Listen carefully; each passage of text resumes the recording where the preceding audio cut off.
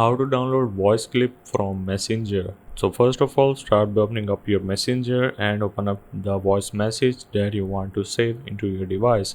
Before going further, you need to make sure to scroll down from your control center if you're on iPhone. Otherwise, simply scroll down from the above menu will gonna pop up where you will see the option of screen recording.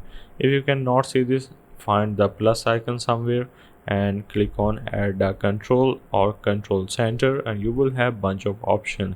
You need to simply search for the option that is called screen recording, and then you just need to make sure to add it into your control center. And once you have done this, tap and hold on it and make sure that microphone is turned off. Now once you do so, you're just gonna need to play the audio that you have on your messenger group or any other personal message. Once you are done, you will gonna save your message just like so into your device.